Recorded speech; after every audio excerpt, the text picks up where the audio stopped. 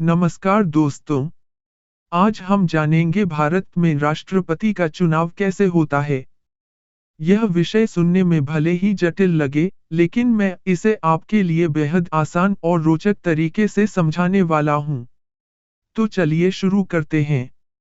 भारत का राष्ट्रपति देश का सर्वोच्च संवैधानिक पद होता है। वह भारतीय सशस्त्र बलों का प्रमुख होता है और हमारे लोकतंत्र का प्रतीक भी।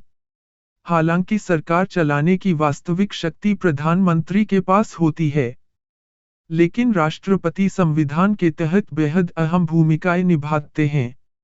अब सवाल है, राष्ट्रपति को चुनता कौन है? इसका उत्तर है निर्वाचक मंडल या इलेक्टोरल कॉलेज।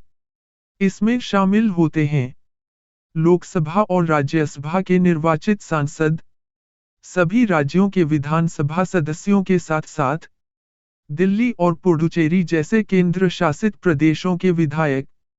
लेकिन नामित सदस्य और विधान परिषद के सदस्य इसमें भाग नहीं लेते। राष्ट्रपति चुनाव में हर वोट का मूल्य एक जैसा नहीं होता है। एक विधायक और एक सांसद के वोट की वैल्यू अलग होती है। विधायक के वोट की वैल्यू तय होती है उस राज्य की 1971 की जनसंख्या और कुल विधायकों की संख्या के आधार पर।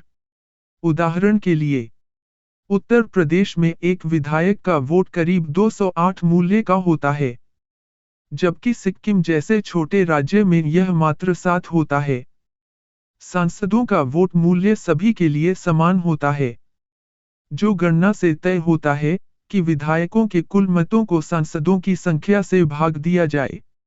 अब बात करते हैं चुनाव प्रक्रिया की। यह चुनाव आनुपातिक प्रतिनिधित्व प्रणाली और एकल हस्तांतरणीय मत प्रणाली से होता है। मतदाता यानी सांसद और विधायक एक मतपत्र पर उम्मीदवारों की प्राथमिकता तय करते हैं, जैसे 1, 2, 3 आदि।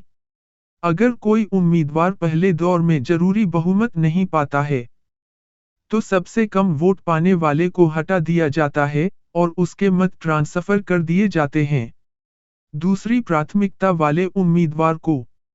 यह प्रक्रिया तब तक दोहराई जाती है जब तक कोई उम्मीदवार जरूरी बहुमत हासिल न कर ले। राष्ट्रपति बनने के लिए जरूरी है कि उम्मीदवार को कुल वैध मतों का 50% + 1 वोट मिले, यानी सीधा बहुमत जिसे हम कोटा कहते हैं। यह सुनिश्चित करता है कि जीतने वाला उम्मीदवार संसद और राज्यों दोनों का विश्वास हासिल कर चुका हो। अब बात करते हैं योग्यता की। राष्ट्रपति बनने के लिए व्यक्ति को भारत का नागरिक होना चाहिए। उसकी उम्र कम से कम 35 साल होनी चाहिए। वह लोकसभा सदस्य बनने के योग्य हो और किसी लाभ के पद पर न हो। साथ ही नामांकन के लिए 50 प्रस्तावक और 50 अनुमोदकों की आवश्यकता होती है। साथ ही 15,000 की जमानत राशि भी जमा करनी होती है। राष्ट्रपति का कार्यकाल 5 वर्ष का होता है। वह दोबारा भी राष्ट्रपति बन सकता है, जैसे कि डॉक्टर राजेंद्र प्रसाद, जो 2 बार राष्ट्रपति बने थे।